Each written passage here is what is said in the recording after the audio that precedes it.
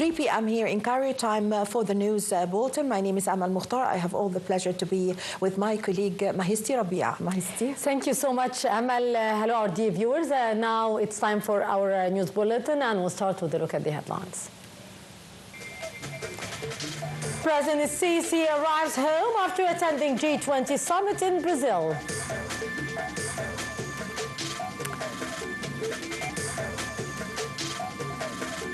Hezbollah official says any truce must end fighting and preserve Lebanese sovereignty. The U.S. Embassy in Kiev shuts down after receiving warning of significant Russian air attack.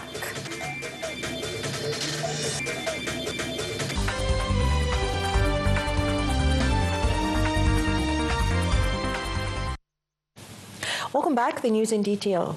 President Abdel Fattah al-Sisi arrived back home on Wednesday after attending the G20 summit in Rio de Janeiro in Brazil. A joint communique of the two-day summit called for ceasefires in the Palestinian Gaza Strip and in Lebanon and to ensure aid access and protection of civilians amid ongoing Israeli military escalations. On the sidelines of the summit, President al-Sisi held bilateral ties with a number of world leaders on means of fostering bilateral ties in addition to regional and international issues of mutual concern. Prime Minister Mustafa Madbouli chaired today a weekly cabinet meeting on a number of domestic, political, social and economic files.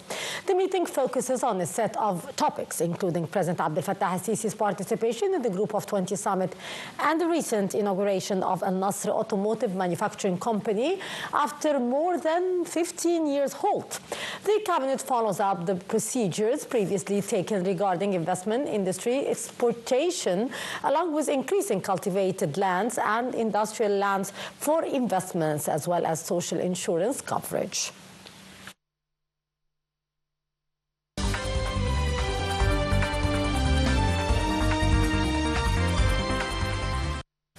Hezbollah officials stressed that any U.S. brokered ceasefire deal in the Israeli war in Lebanon must end fighting swiftly and must preserve Lebanon's sovereignty. Meanwhile, Lebanon's army said one soldier was killed in an Israeli attack on a military vehicle a day after 3 soldiers were killed in another attack at an army base in the southern town of Sarafand. Details follow. The Lebanese army said an Israeli attack hit a Lebanese army base in the southern town of Sarafand, killing 3 soldiers. It is the second deadly strike on Lebanese soldiers in as many days. At least 41 soldiers have been killed by Israeli bombardment the past month, according to the Lebanese army. Over truce talks between the Hezbollah group and Israel, a Hezbollah official said on Wednesday that any U.S. brokered ceasefire deal must end fighting swiftly and must preserve Lebanon's sovereignty. Speaking to Hezbollah Al-Manar TV, Mahmoud Kamati said that he was neither overly optimistic nor overly pessimistic about the prospects of a truce. The remarks are in response to Israeli stances that said Tel Aviv wants to reserve the ability to conduct further military operations against any Hezbollah threats, even with a truce in place. Meanwhile, the United States envoy to Lebanon said an agreement to end the Israeli war in the country is within our grasp. After talks in Lebanon on Tuesday, Amos Hochstein, the Biden administration's point man on Israel and Lebanon, said he held very constructive talks with Lebanon's parliament speaker, Nabih Berri, and they continued to narrow the gaps. Berri, an ally of Hezbollah who is mediating on the Hezbollah behalf, said the situation is good in principle, although some technical details remain unresolved. The Lebanese side was waiting to hear the results of Hochstein's talks with Israeli officials, he told the Al-Sharq al-Awsat newspaper. Amos arrived in Lebanon on Tuesday after Hezbollah's allies in the Lebanese government earlier said the group had responded positively to the Israeli ground forces withdrawing from UN buffer zone in southern Lebanon. The buffer zone would be policed by thousands of additional UN peacekeepers and Lebanese troops. And Israeli attacks across the Gaza Strip on Wednesday killed 18 Palestinians, including baby, a girl, and a rescue staffer, as Israeli war of aggression entered its 411th day. Air attacks were reported in Nusayrat camp in central Gaza, in the southern Rafah, on a residential building in Gaza City. And while in the northern of Gaza town of Jabalia, emergency workers recovered the bodies of 7 people from under the rubble of a house hit by an airstrike the night before. Meanwhile, Israeli tanks continued an incursion in the northern areas and blew up homes, adding to fears Israel was seeking to clear residents to create a buffer zone. Hossam Abu Safiya, the director of Kamal Udwan Hospital, one of 3 medical facilities barely operational in the north of Gaza Strip, said that the healthcare system is still operating under extremely harsh conditions. Abu Safiya said that the hospital was bombed by Israel across all its departments without warning yesterday. Also, the United Nations.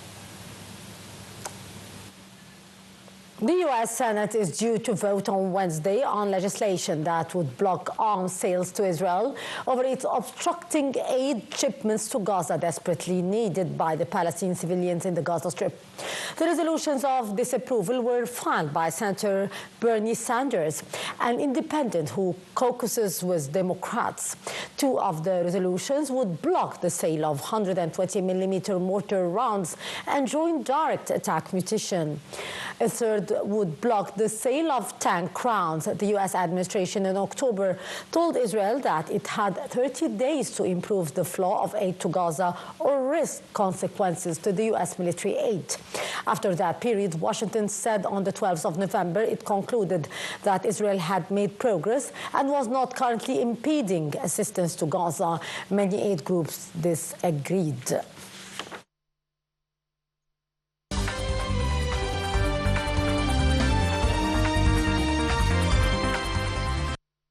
The U.S. Embassy in Kyiv said it had received warning of a potentially significant Russian air attack today and would be closed as a precaution. In a statement, the U.S. Embassy also instructed employees to shelter in place and also recommended that U.S. citizens in Kyiv be prepared to immediately shelter in the event of an air alert. On Tuesday, Russian President Vladimir Putin signed a decree that enables Moscow to use nuclear weapons against non-nuclear states such as Ukraine if they are supported by a nuclear power.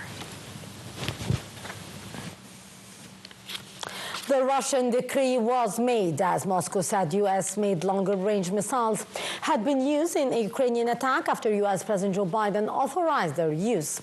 Meanwhile, Ukrainian military said that it Well, Iran's foreign minister warned 3 European powers against purchasing a resolution critical of Iran at the International Atomic Energy Agency ahead of its board meeting starting later in the day.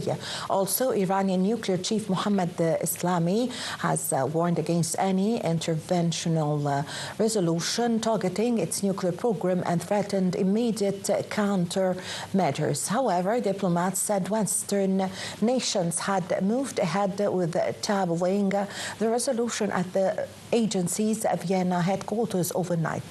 Rafael Grossi, the head of the United Nations nuclear watchdog, visited Tehran on the 13th of November and turned Iran's major enrichment sites a visit viewed by Iran as positive.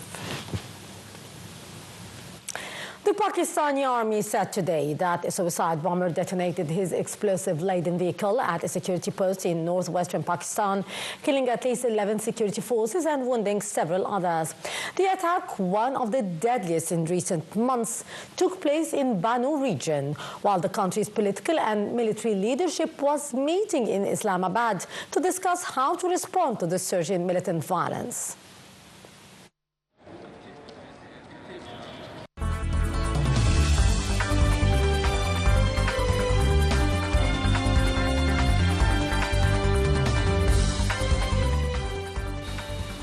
Now, with the economy news, as Prime Minister Mustafa Madbouli said, the Republic of Korea is one of the distinguished Asian partners for Egypt, citing its pioneering role in Egyptian state's priority development projects.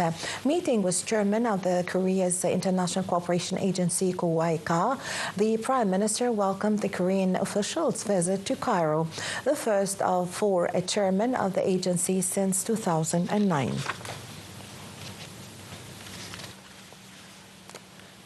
Minister of Planning, Economic Development and International Cooperation, Dr. Rania Al-Mashad, stressed the strategic significance of the European Union being one of Egypt's main partners in the field of economic and social development.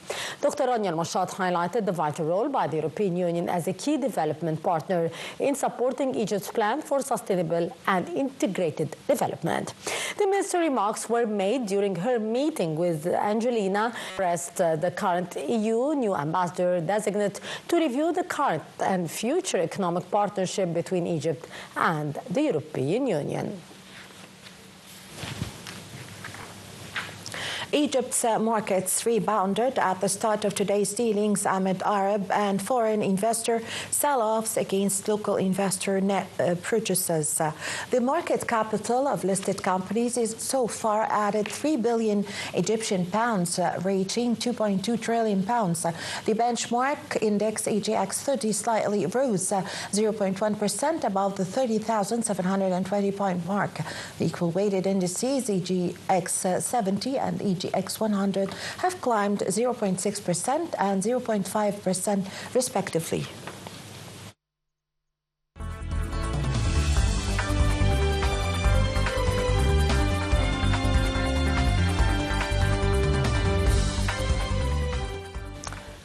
Sports headline: Botswana ended its 12-year wait for its second African Cup of Nations appearance with a 1-1 draw against already qualified Egypt. An early goal for the visitors in Cairo was enough for Botswana to finish runner-up in Group C, 1 point ahead of Mauritania, which beat Cape Verde 1-0 in the other group game. The record 7-time African champions Egypt finished with 14 points from 6 games, followed by Botswana on 8, Mauritania on 7, and Cape Verde with only 4. Rafael and Nadal have bid farewell to tennis, and his fans saluted their retired Shom Lump, ending a 29-match singles winning streak in Davis Cup and bringing the curtain down on his glittering career. Teammate Carlos Alcaraz had